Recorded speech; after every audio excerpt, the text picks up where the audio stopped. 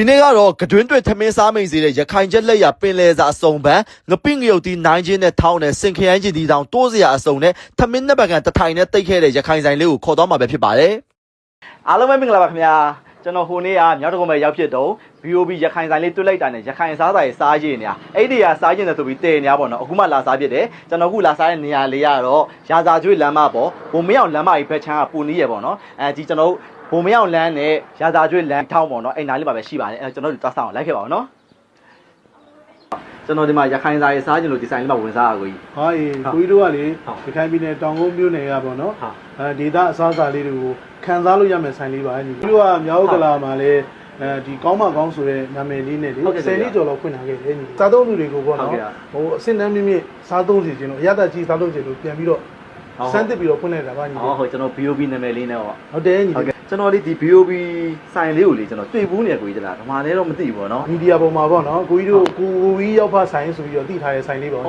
ကိုဝီရောက်ဖဆိုင်ဆိုပြီးကျွန်တော်ဒါမီဒီယာတစ်ခုကနေတင်ထားတင်တယ်ဟုတ်တယ်ညီဩကျွန်တော်မှတ်မိကိုရောက်ညီလေးကြည့်လိုက်မှာနော်ကိုကြီးဟုတ်ကဲ့ပါညီလေးပါစင်အကြီးကတော့ကြက်ဝက်အမဲ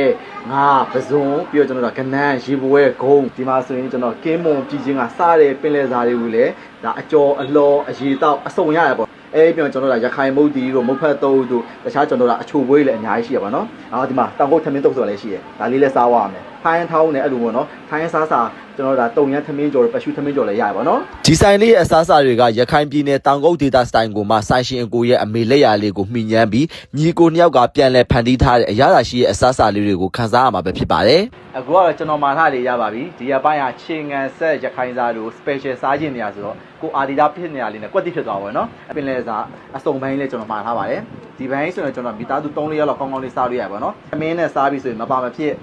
ဒီမှာစင်ခရိုင်းချင်းဒီတောင်းမှာတိုးစရာအစုံလေးနဲ့ပေါ့နော်။လုံးဝ share ပဲ။ကျွန်တော်ဒါတခွားကြီးတုပ်လေးကျွန်တော်မှာထားပါတယ်။ငကင်ချိုင်းကျွန်တော်ဒါရခိုင်ချက်လေးပေါ့နော်။ရခိုင်ချက်ရယ်ငရုတ်သီးစိမ်းချက်ရယ်ပြီးတော့စီပြန်ချက်ဆိုရတယ်။ကျွန်တော်ဒါရခိုင်ချက်လေးနဲ့ကျွန်တော်မှာထားပါတယ်။ပစုံမီကင်လေးပါ။ဒါလေးမှကျွန်တော်ဒါစော့လေးနဲ့တော့တူစားမှာပေါ့နော်။တောင်ကုတ်ထမင်းတုပ်ပေါ့နော်။ဆွဲပါပြီ။တောင်ကုတ်ထမင်းတုပ်လေးရကြတော့ကြက်ကြော်ဝက်ကြော်အမဲကြော်ပြီးတော့ဝက်ဥကြောင်ကြက်ဥကြော်နဲ့ရရပါတော့။အဓိကစီချမ်းနဲ့မှွေးနံလေးရယ်ပြီးတော့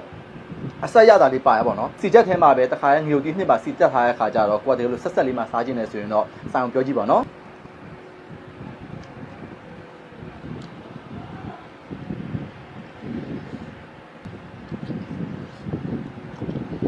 ကျွန်တော်ကတော့သမင်းတုပ်လေးကိုအစာပြေနေနဲ့စားရတာပါနော်။တော့ကျွန်တော်ကပင်လယ်စာအစုံပိုင်းစားပါမယ်။ပလာတူငါးပေါ့နော်။ဒီလိုအကောင်လိုက်လည်းပါပါတယ်။ပြီးရင်တော့ရှေးပွဲ